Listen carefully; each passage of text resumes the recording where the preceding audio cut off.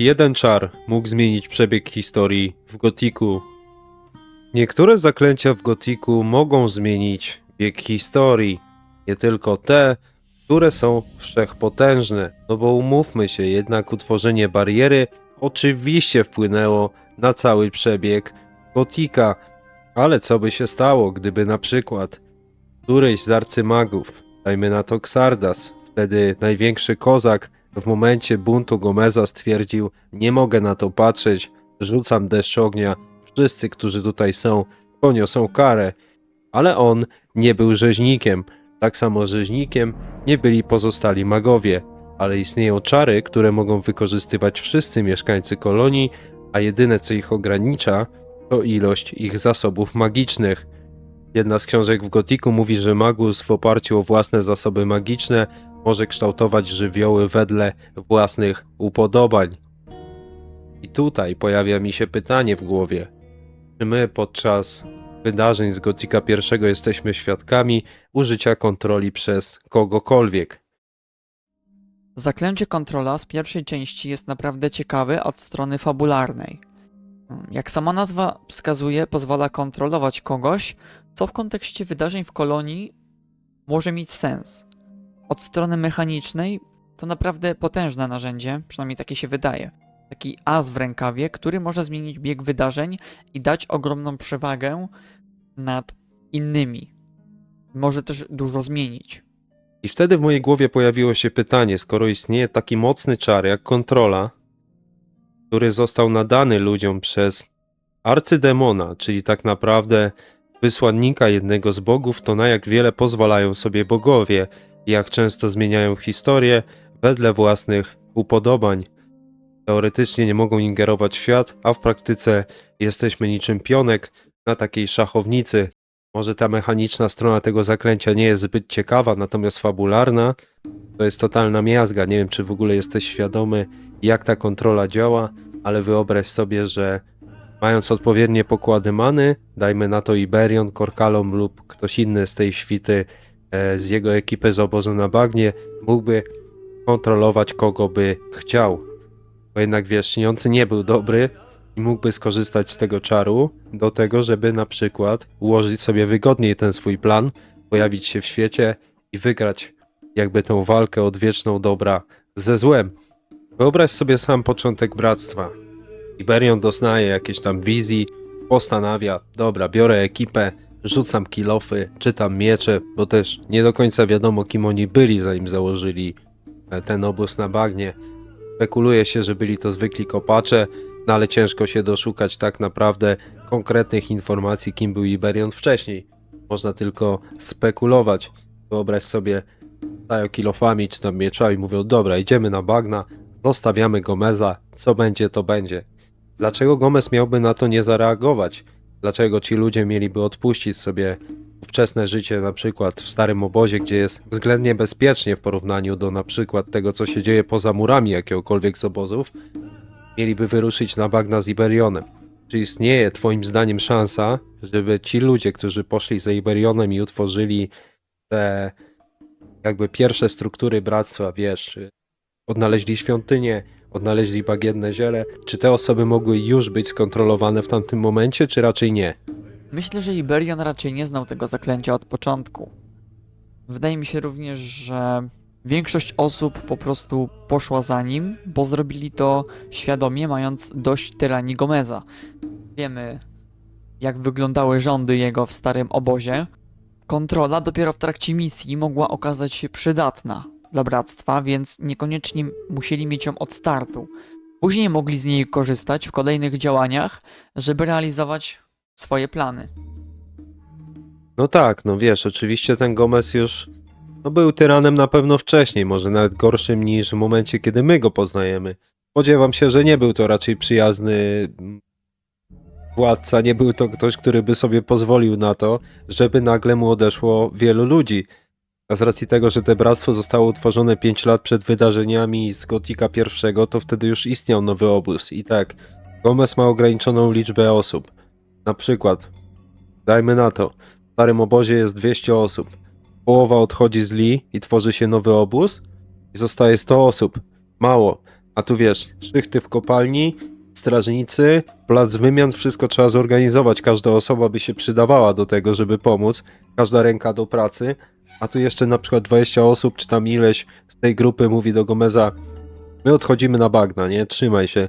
Mi to no nielogicznie. Mi się wydaje, że nawet jeżeli Gomez by się z jakiegoś powodu zgodził, żeby oni tam wyruszyli, no to by nie chciał, żeby to był oddzielny obóz, bardziej żeby to była odnoga starego obozu i żeby tam na tym trzymali ręce ludzie ze starego obozu.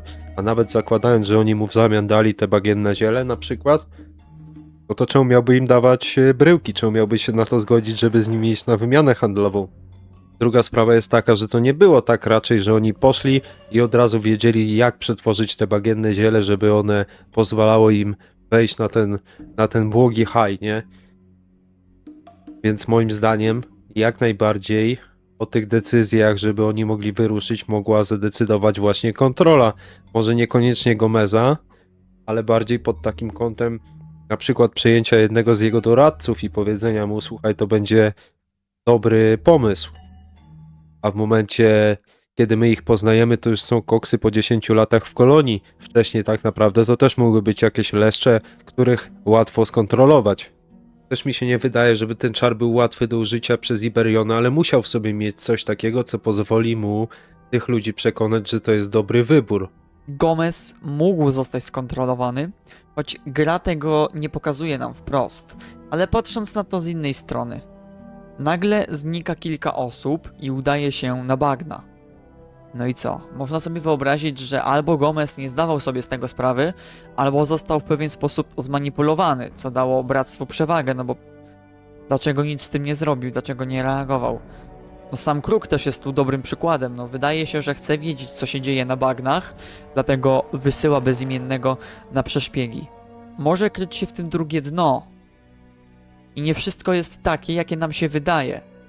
Także to wysłanie bezimiennego na bagna, na przeszpiegi, może mieć w tym nawet jakiś głębszy sens, jakieś drugie dno. Tak uważam, tak mi się wydaje. Że nie tylko Gomez, ale właśnie Kruk chociażby, tak? Samo to daje do myślenia.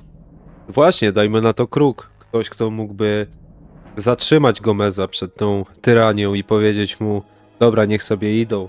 Może ktoś, kto nie widział potencjału bractwa i powiedział na początku: oni nie stanowią dla nas zagrożenia. Słuchaj, w tym miesiącu wrzucono tutaj nowych skazańców, oni przyszli do nas, możemy sobie pozwolić na to, żeby iluś tam ludzi od nas odsunąć w tym momencie. Z drugiej strony dalej nie rozumiem tego, czemu kiedy te bractwo zaczęło się rozwijać, to Gomez z tym nic nie zrobił. Ale co mnie też ciekawi w przypadku tego czaru kontroli, no to sam fakt, jak bezimienny się zachowuje, jeżeli wybierze inny obóz niż obóz na bagnie.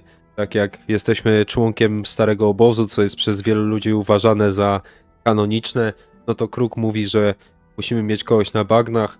Jeżeli ty masz kontakty, o których mówiłeś, to nie powinno to dla ciebie stanowić żadnego problemu. Idź tam się dowiedz, co tam się będzie działo i raportuj mi, jak tylko się czegoś dowiesz. No to bezimienny tak naprawdę tam idzie, dowiaduje się, że oni przygotowują się do wielkiego wydarzenia, jakim jest przywołanie, które koniec końców się moim zdaniem nie udało do końca. No i po tym, jak się dowiedział, o co chodzi, powinien wrócić do Kruka albo do Laresa i powiedzieć: no słuchajcie, oni tam próbują zrobić jakieś wielkie przywołanie, ale nie mają kamienia ogniskującego, nie mają jakichś tam innych rzeczy. No na razie stoją w miejscu, nic nie kombinują wielkiego. Bezimienny tak naprawdę nie wierzył w śniącego, więc analogicznie dlaczego miałby wierzyć w to, że dzięki śniącemu oni się stamtąd wydostaną? Dlaczego miałby im pomagać? Ja tutaj nie widzę w ogóle jakiegokolwiek sensu. Przyszedł, dowiedział się, co planują, wraca do Kruka albo do Laresa, zdaje im raport, mówi: oni potrzebują kamienia ogniskującego, potrzebują czegoś ze starej kopalni, więc będą tam grzebać, potrzebują czegoś tam. Plus na przykład oni mają informacje już od magów w starym obozie, że ci chcieli pozyskać almanach, żeby ten kamień ogniskujący naładować. No i tyle, i na tym się kończy nasza rola. To pchnęło bezimiennego do tego, żeby walczyć na śmierć i życie za bractwo i za sprawę, która go nie dotyczyła. No chyba, że wybierzemy obóz na bagnie. Wtedy no to jest jak najbardziej nasza ścieżka, no bo chcemy w tym bo chcemy w tym obozie coś osiągnąć, bo chcemy, żeby wiedzieli, że można na nas polegać. Inaczej sytuacja wygląda w momencie, kiedy dołączymy do starego obozu. Co my mamy wspólnego z wielkim przywołaniem? I to mnie właśnie zastanawia, czemu bezimienny, totalny leszczyk w tamtym momencie, w drugim rozdziale, postanowił wykorzystać swoje umiejętności i narazić własne życie na to, żeby pomóc bractwu. Co stało na przeszkodzie do tego, żeby on został skontrolowany w tym momencie? Później, okej. Jest ta przepowiednia o tym, że jest to święty nieprzyjaciel, no i faktycznie on może być odporny na tę magię śniącego. Kolejne ciekawe pytanie, którego sens może mieć właśnie dopiero w późniejszych etapach gry, w późniejszych rozdziałach. Bo wydaje mi się, że bezimienny nie był kontrolowany od samego początku. W końcu udajemy się na bagna, bo dostajemy takie zadanie. Ale później nabiera to sensu właśnie. W momencie spotkania z Iberionem jaśnie oświecony mówi bezimiennemu, że jego twarz wydaje mu się znajoma, mimo że wcześniej się nie spotkali. Prawdopodobnie mógł go zobaczyć w jakiejś wizji zesłanej od Śniącego. Może było to ostrzeżenie pewnego rodzaju dla bractwa, a być może to właśnie bezimienny był kontrolowany magią przez któregoś z balów, albo nawet przez samego Śniącego, że on na tym bagnie tak długo siedział.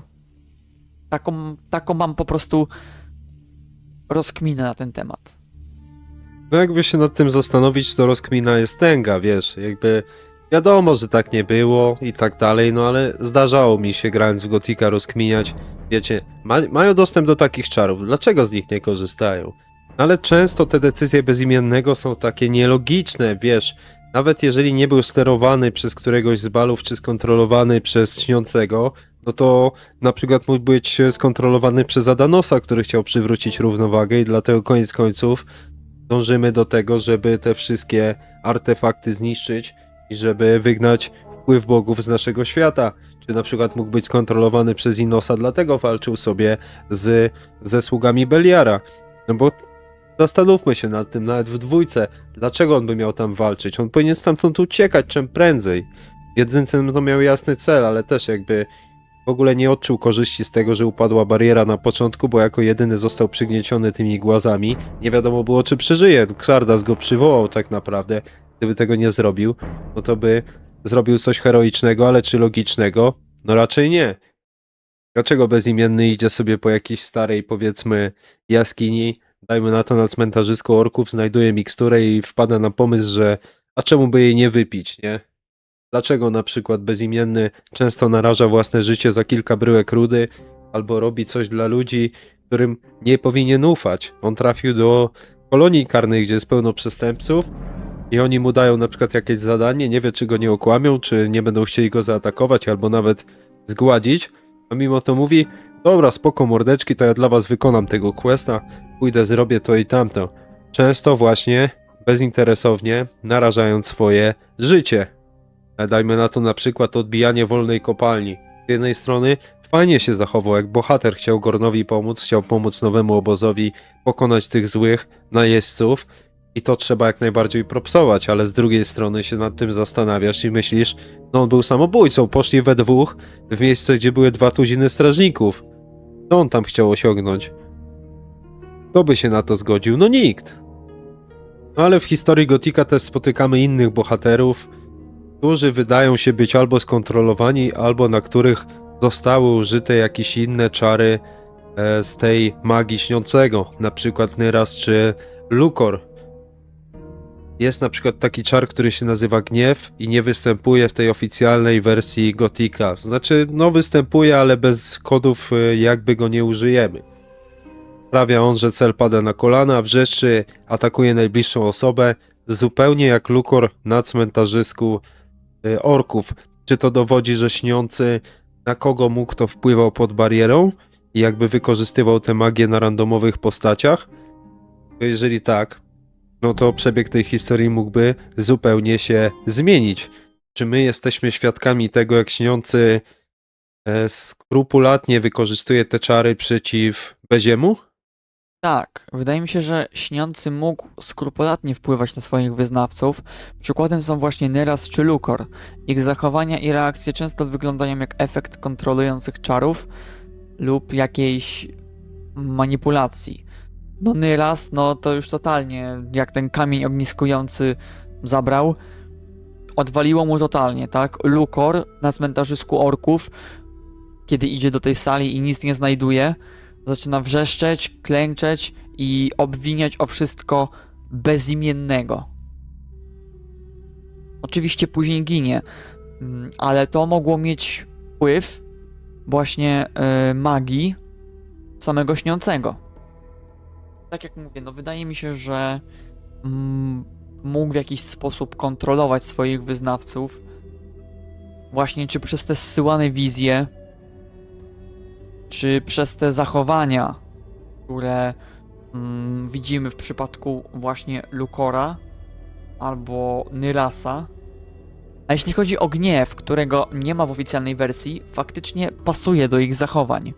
Wrzeszczenie, atakowanie najbliższych, to sugeruje, że śniący mógł używać czarów właśnie na swoich wyznawcach. Oczywiście też ich sytuacja wygląda trochę inaczej, bo oni, wiesz, jarali te bagienne ziele, byli łatwiejszym celem do kontroli, no ale jakby to tak rozkminiać, no to też na przykład w Nowym Obozie było dużo szkodników, którzy te bagienne ziele sobie tam smażyli, no i bardzo możliwe, że byli też słabi psychicznie na tyle, żeby ich skontrolować, a mimo to, no nie widzimy ich wpływu takiego na świat. Czy to się powinno zmienić na przykład w remake'u? Ja myślę, że tak. Skoro te czary są, no to powinny być wykorzystywane tak, żeby było wiadomo, że śniący z nich korzysta. Aż dziw, że nie próbował nas skontrolować jakiś Iberion. On jakby tylko siedzi w miejscu albo stoi, zupełnie jak podczas kastowania tego czaru na nas, no i my wykonujemy te zadania. Nie jest powiedziane, że nie rzuca właśnie na nas jednego ze swoich czarów, albo że nie istnieją jakieś inne czary, których my nie wiemy, bo jednak ta magia śniącego zatrzymuje się na 4. kręgu i skoro do 4. kręgu są tak potężne zaklęcia, no to jak wygląda zaklęcie 5. kręgu czy 6. w przypadku tej magii śniącego? W związku z czym takie narzędzie, na przykład infiltracji, czy po prostu skontrolowanie kogoś mogło doprowadzić do tego, że na przykład jeden ze staroobozowiczów doprowadziłby do śmierci kogoś z nowego obozu i wybuchłaby wojna i otwarty konflikt wcześniej. No i później wiadomo, w 2 te czary zostały zmienione, ta kontrola została usunięta, bo jednak chyba nawet twórcy zauważyli, że jest to fabularnie za mocny czar i niektórych decyzji nie da się przez to wytłumaczyć. Także podsumowując tę rozkminkę, moim zdaniem istnieje szansa, że bezimienny w momencie, kiedy był totalnym żółtodziobem, został skontrolowany. Czy istnieje szansa, że Iberion w jakiś sposób wpłynął na ludzi Gomeza, czy ludzi Lee, albo nie wiem, no magów raczej nie, ale jakichś tam randomów z kolonii po to, żeby móc sobie ten obóz na bagnie założyć i tam doprowadzić wszystko do miejsca, w którym to spotykamy. Myślę, że jest tu możliwość, że te czary zostały wykorzystane, a sam czar jest bardzo potężny fabularnie i nie powinniśmy go nigdy, ale to nigdy lekceważyć. Dzięki Ci, drogi przyjacielu, za to, że mi odwiedziłeś i wyraziłeś swoje zdanie. Bardzo chętnie się z Tobą podejmę jeszcze jakichś współprac w przyszłości. No i mam nadzieję, że Ci słuchacze będą w jakiś sposób zainteresowani tym, żeby wejść na Twój kanał, bo jesteś człowiekiem, z którym się fajnie na temat tej gry dyskutuje. Dziękuję za zaproszenie. Fajnie się rozmawiało, fajnie się rozkminiało i mam nadzieję, że jeszcze nie raz będziemy mieli okazję porozmawiać na te tematy lub jakieś podobne. No w tym odcinku, moi drodzy, troszkę poluźniłem sobie gumę, bo przeczytałem Wasze komentarze, nie tylko dotyczące montażu i tego, że ten flash przeszkadza, jak się w nocy filmy ogląda, ale też dotyczące tego głosu i postaram się od tej pory prowadzić tę serię w taki bardziej luźniejszy sposób, a nie być spięty jak plandeka na żuku. No, raczej staram się czytać to, co sobie napiszę wcześniej, to jest oczywiście wszystko moje, znikąd nie zerżnięte, tylko po prostu ja to czytam, bo wtedy brzmi to lepiej, a jak czytam, no to brzmi to inaczej, bo mam bardzo donośny głos i jak staram się mówić coś tak, żeby Większość ludzi zrozumiała, co mam na myśli, no to brzmi trochę jakbym się darł, a to jest no nieprzyjemne dla ucha. Teraz się postaram trochę wyluzować i jeżeli wam będzie przeszkadzać te dłukanie, no to po prostu jakoś tam się pogodzimy, znajdziemy jakiś półśrodek, żeby to większości ludziom pasowało. A na dziś będzie to już wszystko, także klasycznie, trzymajcie się, cześć!